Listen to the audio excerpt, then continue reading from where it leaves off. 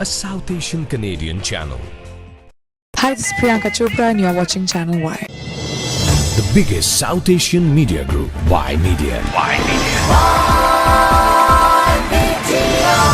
Y Media has newspaper, midweek, radio, South Asian Pulse. Hi, I'm Amitabh Bachchan and you're listening to South Asian Pulse. Hi, this is Amir Khan and you're listening to South Asian Pulse. Television. You are watching Channel Y. Channel Y. Prime Minister, welcome. It's a pleasure to be back. Online, SouthAsianDaily.com. The biggest South Asian media group, Y Media.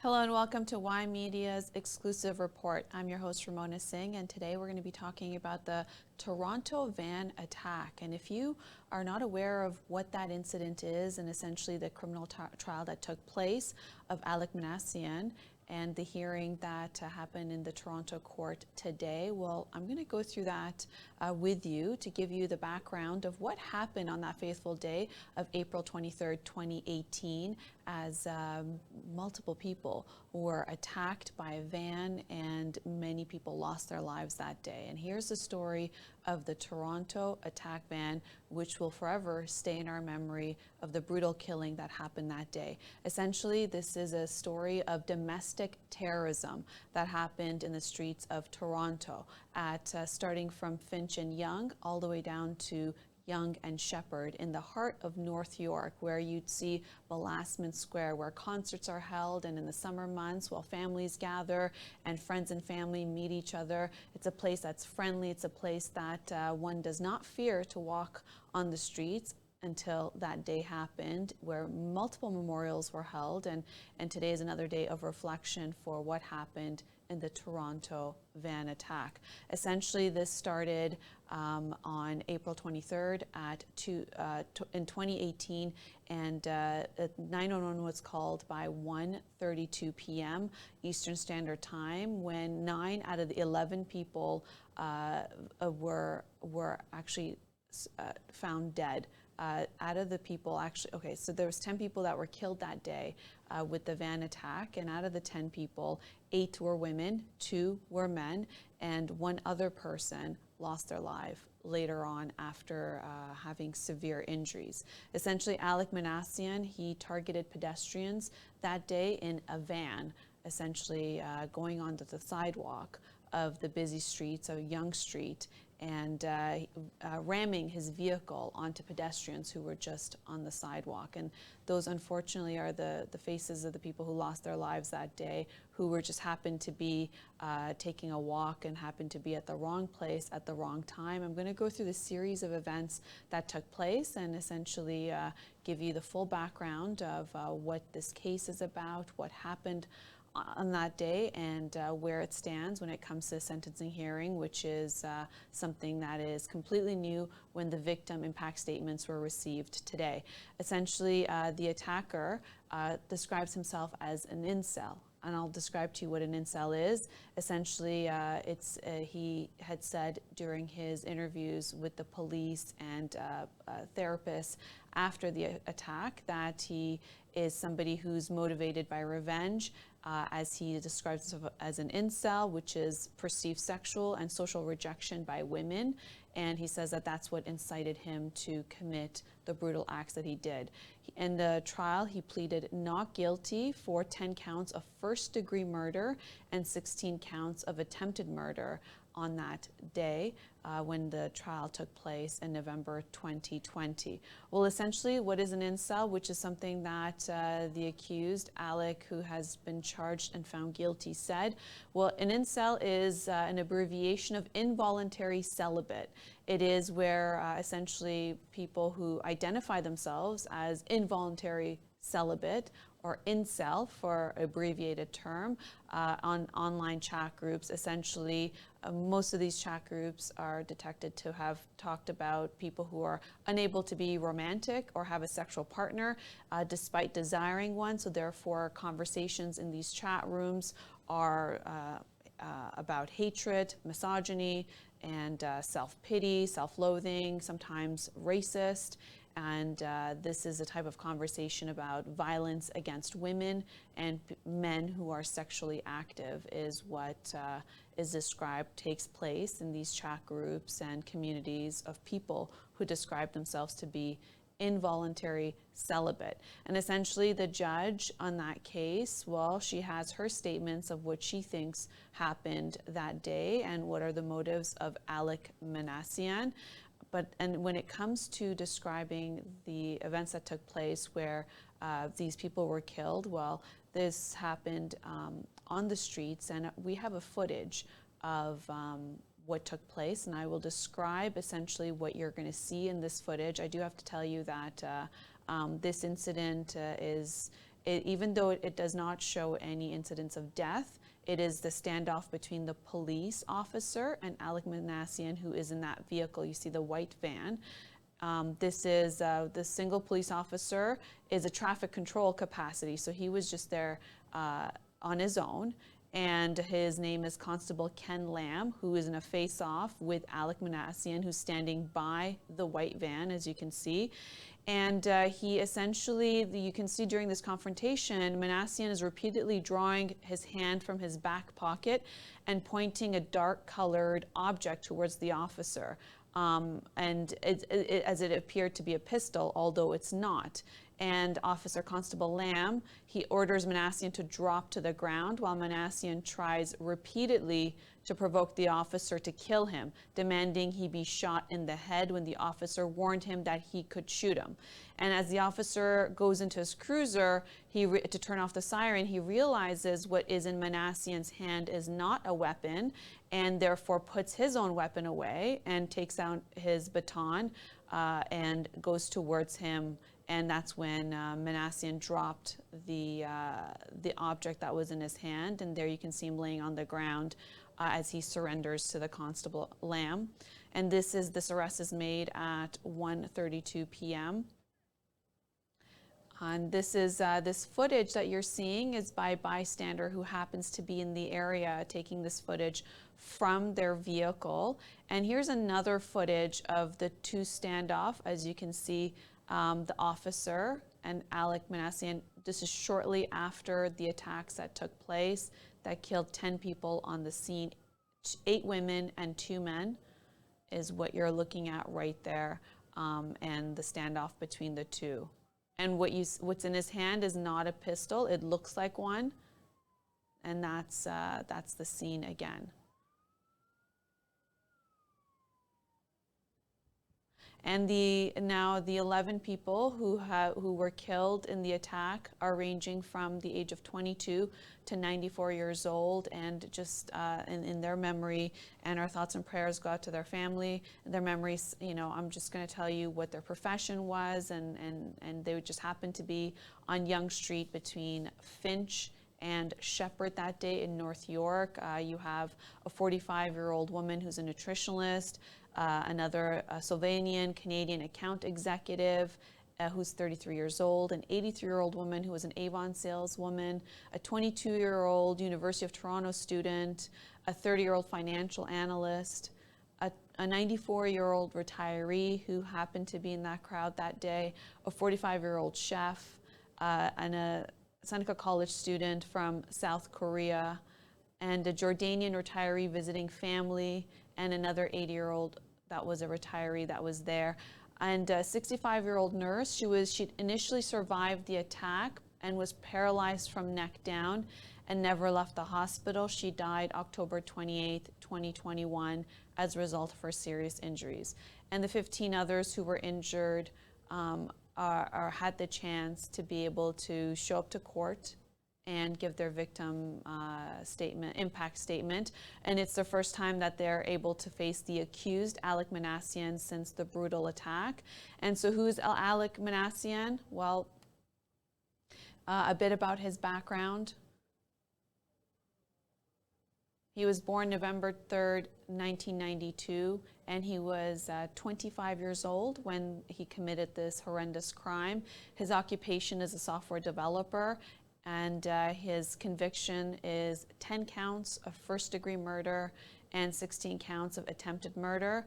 When it comes to his military career, well, essentially he had registered in the Canadian Army, but he was discharged shortly after. His father, Vahe, had moved from Armenia to Canada and works as a software developer, and his mother, Sana, was from Iran and has a job at an IT company. And Manassian, he himself was a software and mobile app developer. Essentially, both the family lived in Richmond Hill. He went to school in Richmond Hill. And according to his LinkedIn profile, he was a student at Seneca College in North York from the years of 2011 to 2018. And in his time in school, and also Thornley Secondary School in Thornhill, people who went to school with him described him as not overly social and harmless. Manassian attended special needs class for students within the autism spectrum while he was at Thornley Secondary School in Thornhill. And Manassian's mother was quoted once in an article, in a 2009 article, saying that her son has Asperger's syndrome. And in 2017, Manassian enrolled for the Canadian Armed Forces, and after 2 months, he was released for voluntary. He required after 16 days of training. He was deemed not to be fit to be there for a voluntary release. The senior military officer recollects the time saying that he just didn't fit into the lifestyle of being in the military and just was not adjusting well, and that's the reason why he was let go, but said that he did not seem like a person who would do what happened on that day in 2018, where 10 people were killed right on the scene and 15 people were injured. Now, when it comes following the attack, and this is where things get more clear on potentially the reason why the events took place that day, based on a Facebook post made by Alec Manassian, which was uncovered after the attacks, where he describes himself as an incel, involuntary celibate, as the term is, says that essentially, here's what he wrote. He goes, "The incel rebellion has already begun. We will overthrow all Chads and Stacys. All hail the supreme gentleman Elliot Roger." And in that is what described in these chat rooms for incels is a Chad and Stacy are nicknames for people who are deemed to be attractive and are able to attract the opposite sex or the same sex, and do not have to be involuntarily celibate, essentially. And there's a lot of hatred that goes out towards men and women who are described in this scenario as Chads and Stacys in brackets as nicknames, as the persona of what an incel, somebody who identifies themselves as an incel, would hate. And Elliot Roger was a mass murderer behind the 2014 Isla Vista killings in California, which also was based on him describing himself as an incel, and saying that this is a beta male uprising and a violent response to being sexlessness. Those were the 2014 attacks, and this is what you see Alec Manassian's, he writes, saying, "All hail the supreme gentleman Elliot Roger," in his Facebook post, which also shows him identifying himself as the reason why those attacks happened. This was found on his Facebook shortly after the incident. But if we want to go into what took place when the trial started, well, essentially in that same year, Manassian appeared in court on April 24th, 2018 without a lawyer. And at that point, his father was also in courts. And when he gave his reports to police saying that he hasn't spoke to his son, obviously his parents are heartbroken because of what has happened and what their son has essentially done. And when it comes to the proceedings of the trial, well, later on he does obtain a criminal defense attorney, Boris Binziaks, who represents him. And in the time of representing him, well, this is the defense's trial. They come up with a defense that that Manassian, this was a response because of his autistic way of thinking, which was severely distorted, and also saying that because of his autism that he couldn't control the events that took place that day that killed 10 people at the onset of attacking them with a van. And this is something that got a lot of backlash by autism rights advocates, saying that this is a stigma that is being created towards people who suffer from autism, that not all of them would end up in Alec Manassian's situation, and therefore it shouldn't be used as a defense for what he did that was that day. And the Ontario Superior Court Justice Anne Molly, who oversaw the trial, well, she says that Manassian seemed to be motivated by the desire of notoriety, to be known and to have fame. So therefore she started referring to him as Mr. Doe. And this is what she wrote about him. I'm going to go into what she wrote. She wrote, "This is almost impossible to tell when Mr. Doe is lying and when he's telling the truth. Working out his exact motivation that this attack is likewise close to impossible. But that nevertheless, I'm inclined to accept the assessment of all the experts that Mr. Doe," meaning Alec Manassian, "did lie to the police about much of the incel motivation he talked about, and that incel movement was not in fact the primary driving force behind the attacks." She also rejected his attempt to use autism as a defense, and this is what she had her statements according to her judgment on March 3rd, 2021. Essentially, while sentencing was supposed to take place, it was delayed to wait on a Supreme Court decision. And this is very significant, this is historic, and I'm going to talk about what this means about the eligibility of parole in a life sentence. So the Supreme Court of Canada, in an appeal of Alexandra Bissonnette, found that it is cruel and unusual punishment to have somebody who has been found guilty, an accused who's been found guilty of first-degree murder, multiple first-degree murders, where you'd have a life sentence and the eligibility of parole only after 25 years, while they're saying that it should be served at the same time. And in Alec Manassian's situation, with 10 people killed, that would have been his ability to not have eligibility to apply for parole until 250 years.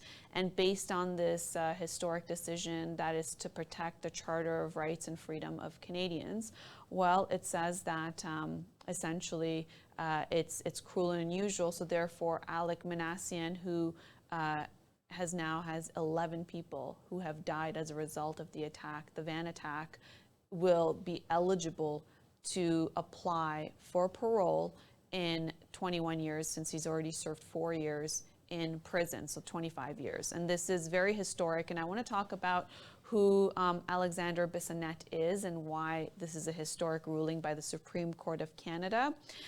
This was the Quebec City mosque shooting that took place in 2017, January 29th. 27-year-old Alexandra Bissonnette, he went into a mosque that evening, and where there were 6 worshipers were killed and 5 others seriously injured. And this was during the evening prayers that where he entered the hall at 8 p.m. When he entered the hall, he essentially had a 9mm Glock pistol that he used to kill upon where he opened fire for about 2 minutes. Approximately 40 people were in that mosque at the time of the shooting.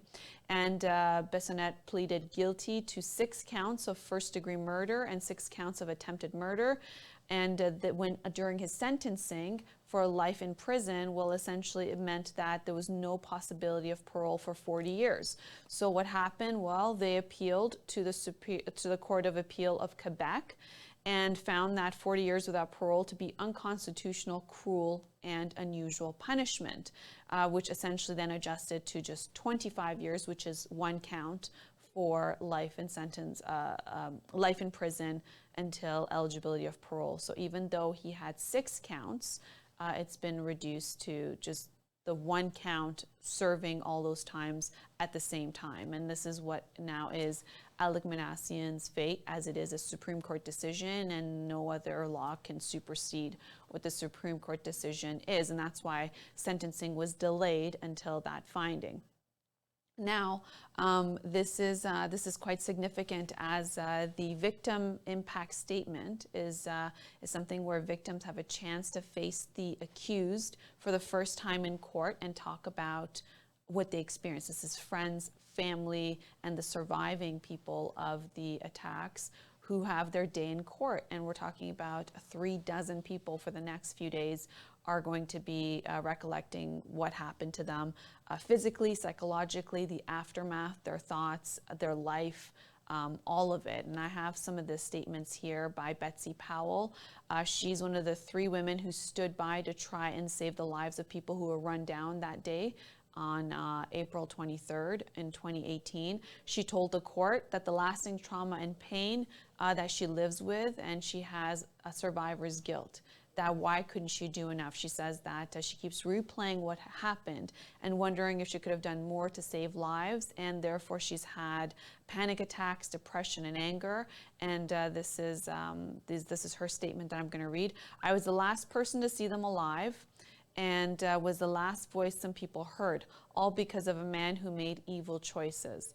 And this was heard today, and also one of the survivors who also appeared in court today, saying that this is going to be the hardest part, I think, of the entire trial, listening to the horror being repeated, people's hearts being poured out to a person who apparently doesn't, in other words, care.